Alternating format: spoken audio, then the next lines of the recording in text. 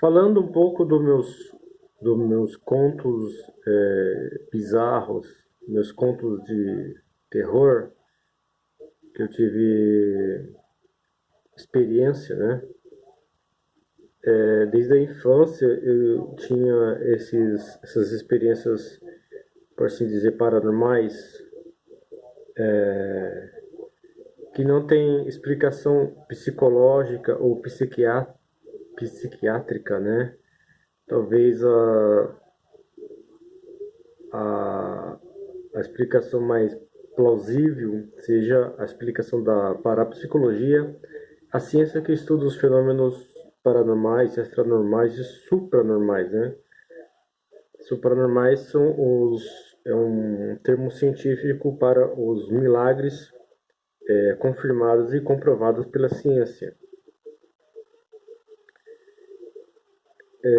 Antes de tudo, eu vou falar minhas formações, né? Eu tive um ano, eu fiz um ano de faculdade de bacharel em teologia pela Universidade Claretiano, né? Centro Universitário Claretiano.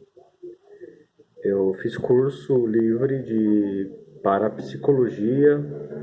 Eu tenho formação em psicanálise, também é formação livre, né? Porque no Brasil não existe faculdade de psicanálise, que estuda as teorias de Freud, é uma psicoterapia. A gente estuda as teorias de Freud, a história da psicanálise e algumas noções de psiquiatria, né? Eu sou detetive também, sou detetive privado. Eu estava fazendo um curso de capacitação em neuropsicologia pela Faculdade de Fa Souza. Eu também estava fazendo pedagogia, 6 meses de licenciatura em pedagogia. Eu fiz inscrição na Claretiano em física, né? Porque a física é uma das ciências que faz parte também da parapsicologia, né? Essa ciência que estuda os fenômenos paranormais, né? Então, desde a minha infância, tive essas experiências paranormais e sobrenaturais. Mas eu vou contar um caso em que uma família me procurou pedindo ajuda, né? Porque também eu sou investigador paranormal. Eu tento ajudar as pessoas que passam por essas experiências paranormais, né? Acho que faz 2 anos atrás, numa cidade perto aqui da minha cidade, sou de Campinas, São Paulo, e a família é de Sumaré, família evangélica. Me procurou no Facebook, né, perguntando se eu era investigador paranormal. Aí eu pedi pra moça, né, foi a dona da casa, é casada, tem 1 ou 2 filhos, se não me engano. Eu pedi para ela me explicar o que estava acontecendo, né? A gente conversou antes, claro, e ela começou a explicar que eles moravam em um apartamento onde tinham símbolos desenhados na parede, símbolos estranhos. Como eu não fui lá, porque na época eu não estava bem, não tenho carro, não tinha filmadora, câmera para filmar, eu ia tentar ajudar à distância mesmo, né? Ah, eu também estudo demonologia e exorcismo. Tem uns livros aqui de demonologia e exorcismo de um padre exorcista espanhol.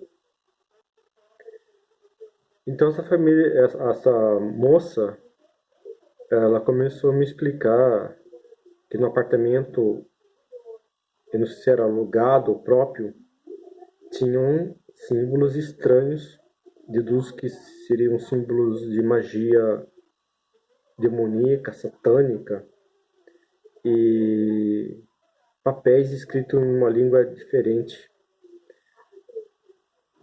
Eu não sei se, não me lembro se nesse apartamento começou a acontecer atividade paranormal. Eu sei que eles mudaram e lá também começou a ocorrer, mudaram de apartamento, começaram a ocorrer atividade paranormal.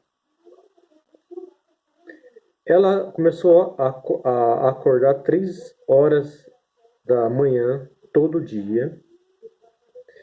As luzes, as lâmpadas piscavam, os animais, os cachorros estavam agitados. O marido dela e os filhos, ou a filha, e a ela própria, a moça, começaram a ver espírito, né? Toda a família tinha experiências paranormais, né? As luzes piscavam. Perguntei se na família tinha alguém com algum tipo de doença psiquiátrica. Ela afirmou que não. Mas com certeza não seria doença porque toda a família tinha experiência, né? Via um espírito. Os cachorros, os animais estavam agitados, as lâmpadas piscavam. E aí ela acordava 3 horas da madrugada, todo dia, e assustada. 3 horas da manhã, 3 horas da madrugada é considerada a hora morta, a hora demoníaca, a versão às 3 horas da tarde em que Jesus morreu na cruz. Isso eram fenômenos paranormais, parapsicológicos, né? Produzidos por nosso inconsciente, que tem uma energia que produz esses fenômenos e pode atingir o ambiente. Não sei, provavelmente sim. De origem demoníaca, provavelmente sim. De psiquiátrica, provavelmente não, né? Porque na doença psiquiátrica não há atividade paranormal. Então as duas explicações, ou era parapsicológica ou era sobrenatural. Eu comecei a ajudar ela à distância mesmo. Pedi que rezasse a oração de São Miguel Arcanjo e que pegasse água benta e benzesse, jogasse na casa toda. E depois de algum tempo, as atividades paranormais pararam, né? Ela diz que começou a dormir bem e parou de acordar 3 horas da manhã. A,